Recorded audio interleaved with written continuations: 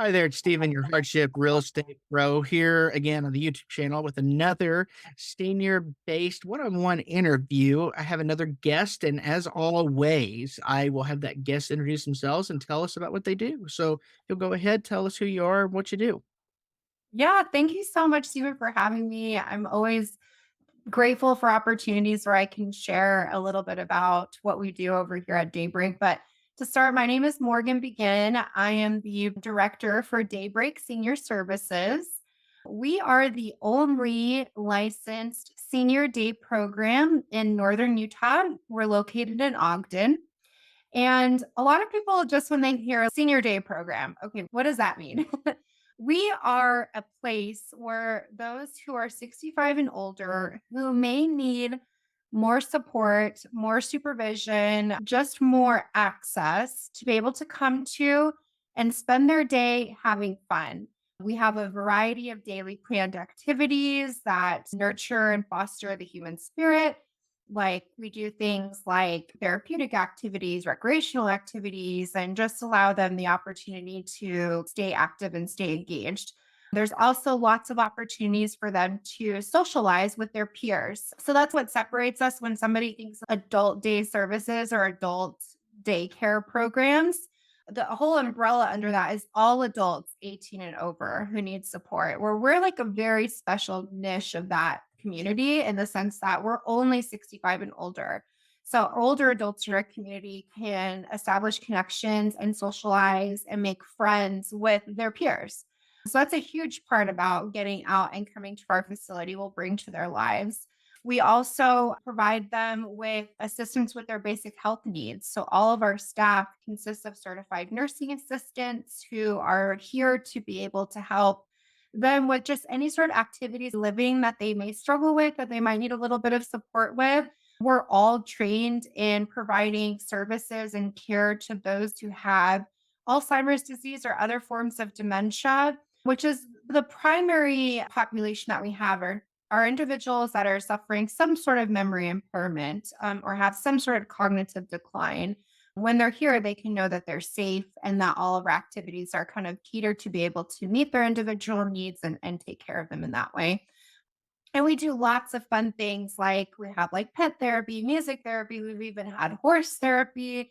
We've got people come in and do different presentations or performances. We do daily exercise activities and then plenty of opportunities for rest and relaxation. So I like to refer to it for our participants that it's like a private senior center experience where it's going to be a little bit more catered to their individual needs. So that's one side of what we do is what we do for the individual who needs our services. And the other side of the coin is what it does for caregivers. So anybody who's caring for a loved one who has something like Alzheimer's disease, any materials that you're going to get when you're looking for caregiver support is make sure you take care of you. Make sure you take a break. Make sure that you have support. And that can be so challenging for somebody who's just like in the thick of it. And this provides them with just an easy, simple solution. It's a place that they can bring their loved one. And so they can take a break for the day as well.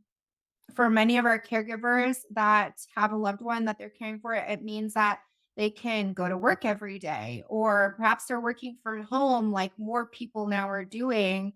I just can't imagine having to be working from your home while also caring for a loved one who has medical needs like Alzheimer's disease. It's got to be very stressful. And both of those things feel like they're probably not being taken care of at 100%.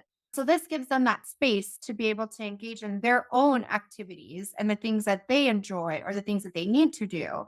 Some people it's working, some it's sleeping or hiking or having lunch with friends or being able to go to local support groups or educational series. Just whatever it is that they need to do to fill their cup so that ultimately they can be better caregivers for their loved ones and for longer.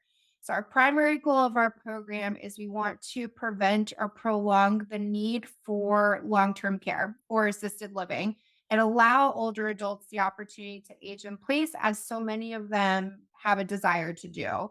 So, we just help build that kind of network of support and a place that they can get that kind of extra layer of services so that they can stay at home longer.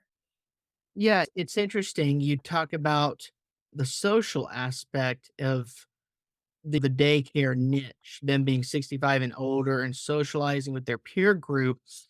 And I think about the last call I had, which was with the companionship service, where people go into the home and they're basically doing a lot of housekeeping and some other things. They also provide transportation and whatnot.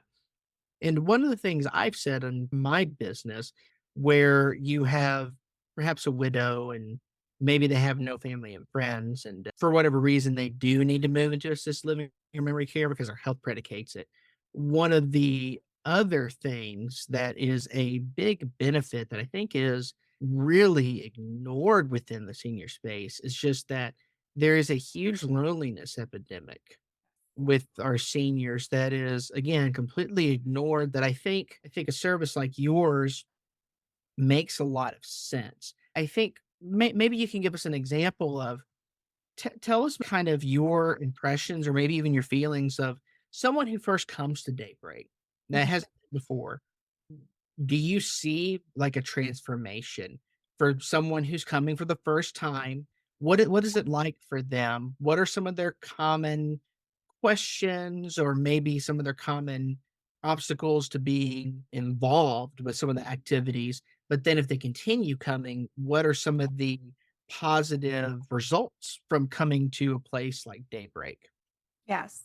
Thank you so much for asking that question and for your thoughts about, you're right, this loneliness epidemic that we're facing, not just amongst our older adult population, but just society in general. There's less and less connections with people.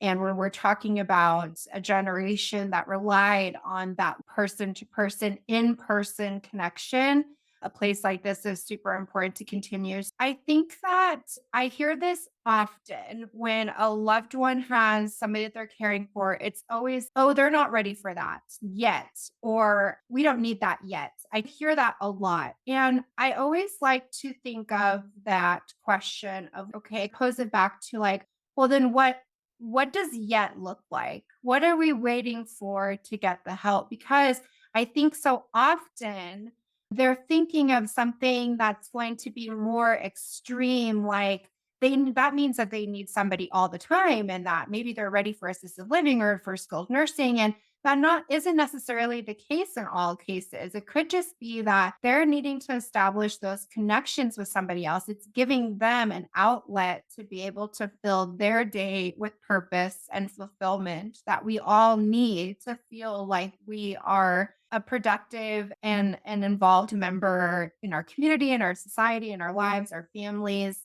And probably for so long, these older adults have spent their lifetime being extremely busy and running households, running companies, whatever it is that they've done throughout their lives, to suddenly having not a lot of things to fill their day. So there's never a there yet for that need in somebody's life. So if we can fill that gap for somebody, that's the most important thing that we can do. Now, I will tell caregivers, especially when you're dealing with a diagnosis like dementia, there is so much fear that is associated with that disease for a number of reasons, right?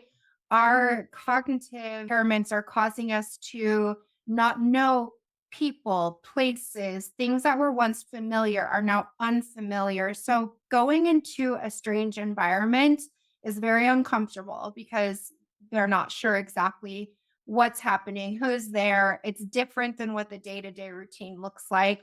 But that one word routine is the most important when you're dealing with something like dementia. So, having a daily routine, we have seen tremendous improvements in just overall quality of life. For example, I've got a gentleman that comes here now, he comes every day, and he's in a mid to late stage dementia. And he doesn't know who I am. So he can't say my name. He can't say, oh, I'm at Daybreak. But when I go and greet him every morning, the first thing he says to me every morning with a smile on his face is, "You look familiar." And I say, "I'm so glad. I'm so happy to see you. Come on in. This place is familiar." Every day, I get that same interaction. So I think that's helped allow him the opportunity to feel comfortable because it's become a part of his daily routine. It's become a familiar surrounding. He may not be able to identify where it is or who I am, but to him, it's a place that brings comfort. Same thing when you're interacting with somebody who perhaps a loved one doesn't remember who this individual is, whether it be a friend or a family member. They can remember the emotional attachment to that individual and what they're making them feel like. When I'm in your presence, I feel calm. I feel comforted. I feel like I'm amongst a friend. That's the kind of environment that we're fostering here for our participants. So that's one side of it. And the other side, believe it or not, is these caregivers, it is so hard to let up on that kind of role of being the 24/7, 365 person. So, like, dropping your loved one off at daybreak brings up a lot of emotions for the caregiver too, and there's a lot of worry, there's a lot of fear, there's a lot of concern, and what are they going to be okay? All these questions that come with just anybody that we love wanna make sure that their safety is there. But what we've seen is that when caregivers relinquish and let it happen, then they can see at home these natural relationships forming again. Like I had a spouse who dropped her loved one off. And one thing that she told me after his first day was like, it was almost as if for a moment he didn't have dementia because when I picked him up, I was able to see signs of not only who he was, but what our relationship was like. Because for so long, he would go to work, she would go to work, or when he retired, he would have his things, she would have her things, and they would come together at the end of the day and be able to talk about what did you do today? Oh, what did you do today? And have this dialogue about each other's lives together. And that was something that was missing for a very long time after his Alzheimer's diagnosis. And I'm with him all the time. So I always know what he's doing. And that day when she picked him up, it was like they had that same dialogue again in the car of what did you do today? And he was able to tell her something new that he did today. So I had a really beautiful way of rekindling some of those relationships. And that's what we're trying to focus on, right? We know that just dealing with older adults in general, nothing that we can do is going to make everything go away and everything get better, right? But we're trying to help improve quality of life, quality of relationships, and quality of self. We want the individuals to just have a better connection with themselves and with others. And a place like Daybreak allows folks the opportunity to do that. It's interesting. You talked about the routine, so I don't think I haven't been to Daybreak. We've only met a couple times, and some people may hear of a place like yours and think it doesn't meet every day, but it sounds like it meets fairly often that you're open. Yeah. Mm, Yep. how are many days? Tell us your hours of operation. I'm really curious now. So we're Monday through Friday from 9 a.m. to 6 p.m. Wow. And really, from the moment that we open to when we close, we've got opportunities for engagement and connection and planned activities for our participants. All throughout the day, we like to do some type of group activity in the morning and in the afternoon. We like to do some form of exercise every day, and then some kind of, we call it reading or discussion, but it's more so of like cognitive work. So whether that's like reminiscing or fun facts or trivia or just something where we're getting our brains working and thinking about something and having a discussion about something. You had mentioned earlier about activities and being somebody's ability to engage. That's also something when somebody comes here, what I really appreciate is that they're pretty much comfortable and able to jump in from the second that they walk through the door. Everything that we do it includes everybody. And no matter what your capabilities are, your capacity is, we're here to make sure that you can engage and that you can connect. And that's where my staff jumps in. So if somebody needs support, or maybe we're playing a card game and somebody's maybe struggling with understanding the rules or something, that's where you just have a little bit of a buddy that can, hey, put this one down or something like that. It's just enabling somebody to connect and be involved in whatever their abilities are, whatever their cognitive ability is. They can come here and know that there's going to be no judgment, there's going to be no correction, there's going to be no like, you can't do that here. Everybody is capable and able, and we provide just a really inclusive environment in that way. I think it sounds like there's a pretty big focus on dementia at Mhm. Daybreak, which is pretty interesting to me because my wife's grandmother has Alzheimer's and it's pretty fast case actually, it's Mhm. progressed quickly. And then at the moment, I actually have a transaction that's really actually very difficult situation. I hate saying the word transaction, but it's really complicated. He's got dementia and there's a divorce involved. So it's been really on my mind a lot. And I've been doing a fair amount of reading. Like there's Right. things to do to help strengthen your mind. So Mhm.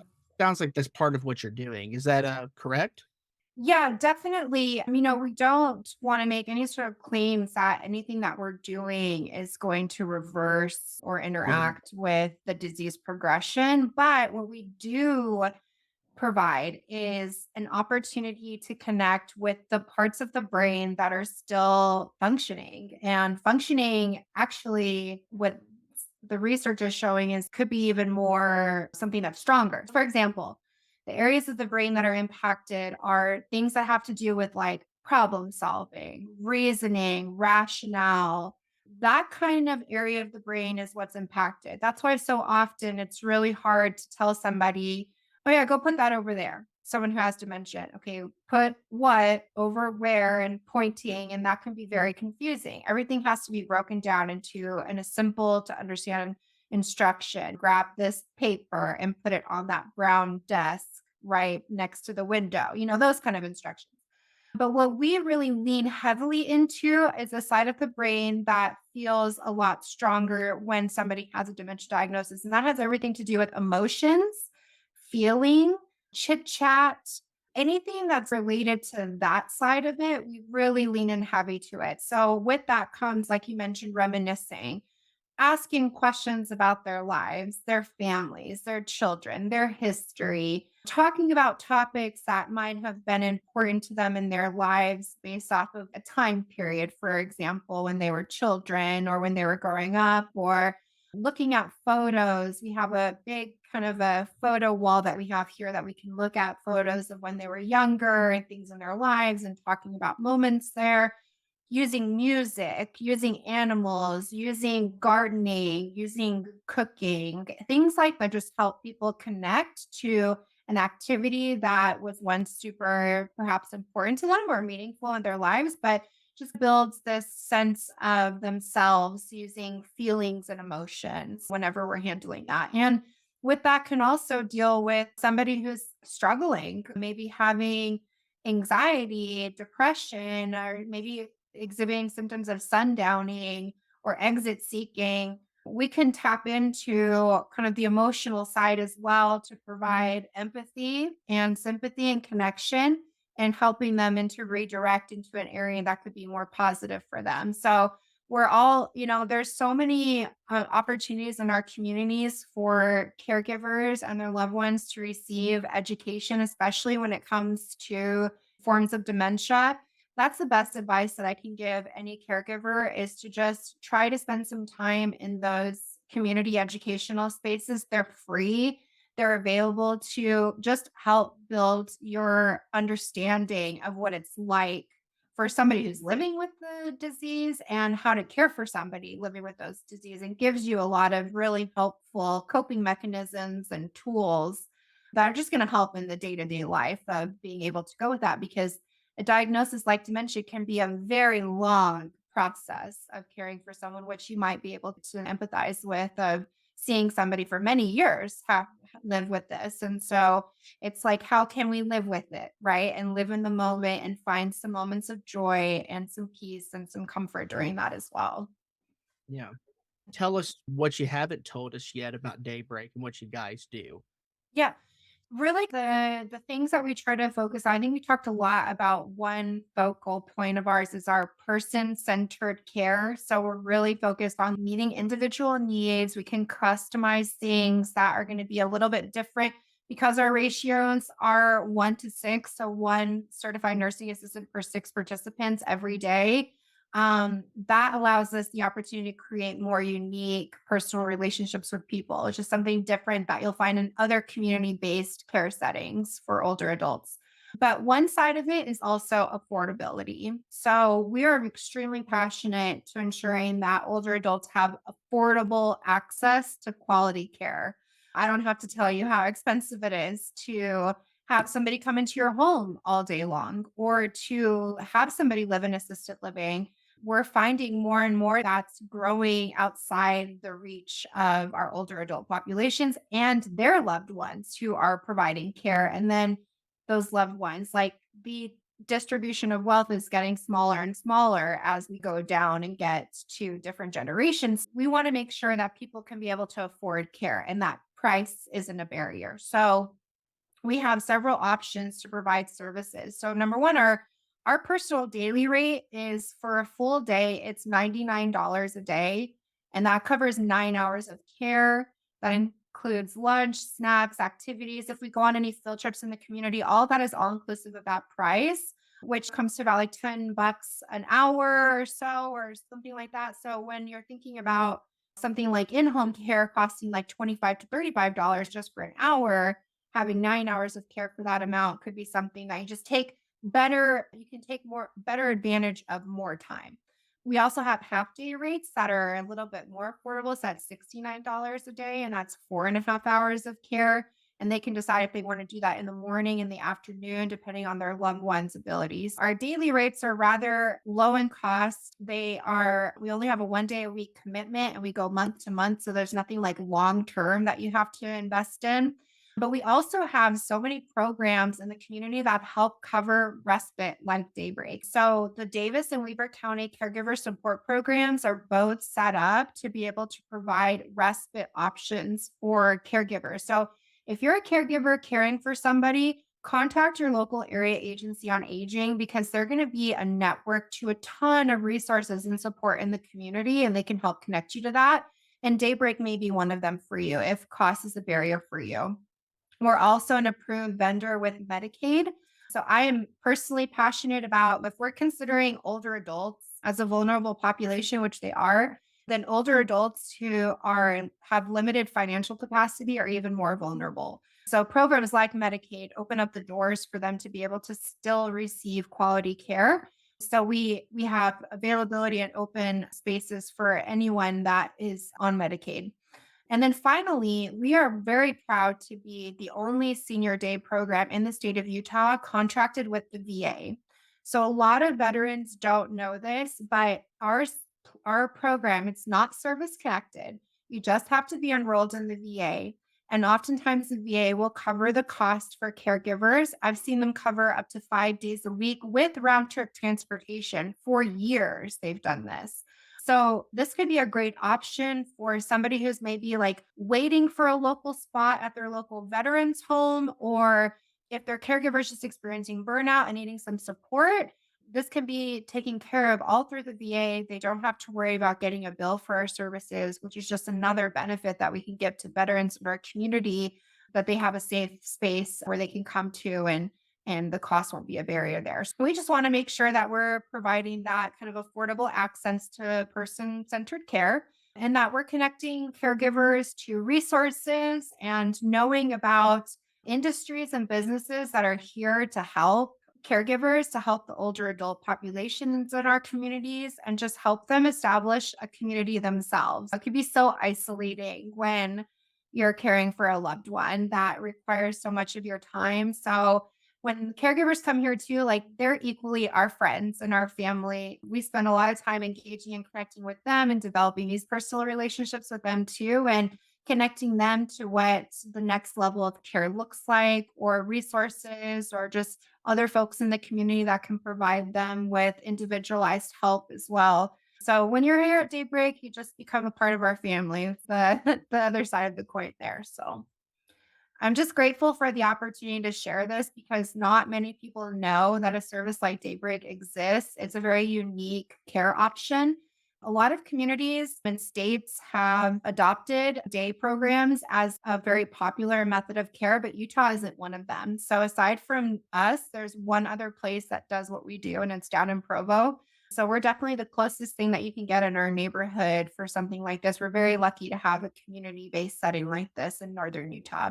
No, it's great. And it's Utah in terms of, I call it like senior infrastructure is very behind. I've had recent conversations about that. No, I think that's great. If you have anything else to share, you can do, but if not, tell us how to find Daybreak online. And of course, if you want to share any contact information, that'd be great. And then, of course, we'll say bye and end our Yeah. interview. Great. Yeah. You can learn more about our services, our pricing, and just all the information about how to get enrolled by visiting us online at daybreakseniorservices.com. Like I mentioned, my name is Morgan. I'm the director here. I'd be more than happy to have a conversation with you and see how we can provide support. Even if it's not me that can provide that service here through Daybreak, I have a network of people that can help you. So if you're just in need of help, please reach out. I'd be happy to chat with you. You can reach me here at 801 300 5351. You can also text me at that number if that's a more comfortable way to communicate for you. Or you can shoot me an email at Morgan at daybreakseniorservices.com. And I'd be more than happy to chat with you and connect, invite you up to Daybreak to visit and see what makes us so special. And of course, anytime you're in the neighborhood, we're pretty much here. So just you're welcome to drop by and just check us out if you ever driving by. We're located right on the same road as Rainbow Gardens is. So a lot of times that's super helpful for somebody because we're tucked away. So you can't see us from the main road, but right when you pass the golf course on Valley Drive, when you're headed to Rainbow Gardens, you're going to pass by Daybreak. So anytime you find yourself in the area, please just drop in. We'd love to show you around. It's great to know. Morgan, thanks. I really appreciate it. And folks, you heard how best to find out about Daybreak. But as always, all that information is going to be in the description box below. So you can find that information in the description box. If you have any questions, please reach out to Morgan. If you feel so inclined, please click like, share, and subscribe. You can leave any comments or questions as well on the video. Thanks so much again, and we'll see you next time. Okay. Yes, thank you so much, Stuart, for the platform and for doing this. This is such a great service for our community. So thank you so much. You have a Great. great day. Thanks. Bye. Okay, bye bye.